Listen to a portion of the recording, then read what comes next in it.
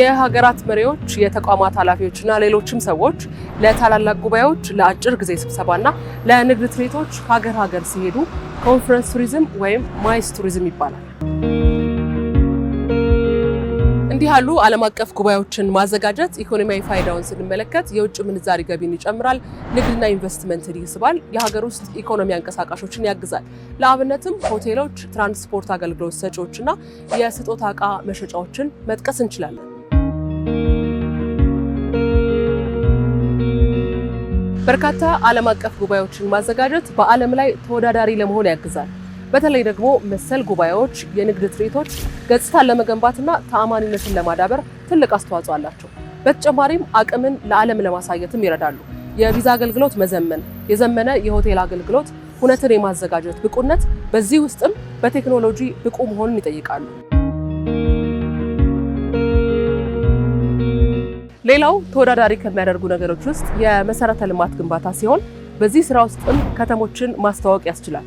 ለዚህ ደግሞ እንደማሳያ አዲስ አበባን ብንወስድ ከዚህ ቀደም መሸጋገሪያ ከተማ ብቻ ነበረች። አሁን ግን በከተማ ቱሪዝም መሰረተ ልማት ግንባታ የተሰሩላት ሙዚየሞች፣ መዳረሻዎች፣ የኮንፈረንስ ማዕከላትና የኮሪደር ልማት ስራዎች ራሷን ችላ የቱሪስት መዳረሻ እንድትሆን አስችሏታል። በ2017 በጀት ዓመት ከ150 በላይ ዓለም አቀፍ ሁነቶችን ኢትዮጵያ አስተናግዳለች። ባለንበት 2018 ዓ.ም ደግሞ በ6 ወሩ ብቻ ከ100 በላይ ሁነቶች መካሄዳቸውን ከቱሪዝም ሚኒስቴር ያገኘነው መረጃ ያሳያል።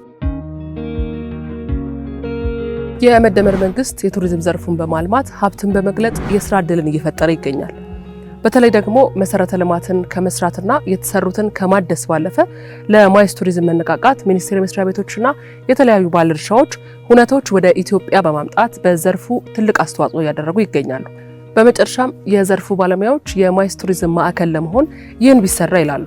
የመሰረተ ልማት ግንባታ አቅምን ማሳደግ፣ የተሰሩትን ማዘመን፣ የሰው ኃይል አቅምን ማዳበር፣ የሁነት አዘጋጆችን በትምህርት መደገፍ። ታዲያ እኚህን ዓለም አቀፍ ጉባኤዎችን የበለጠ ወደ ሀገር ውስጥ ለማምጣትና ከዘርፉ ለመጠቀም የኢትዮጵያ ኮንቬንሽን ቢሮ መቋቋም እንደሚያስፈልግም ባለሙያዎቹ ይናገራሉ። ይህ ሲሆንም በቱሪዝም ቀን ከሌት እየሰራች የምትገኘው ኢትዮጵያ ለዓለም ራሷን በአዲስ መልክ የምትገልጥባቸውን ሁነቶች እያስተናገደች ትቀጥላለች።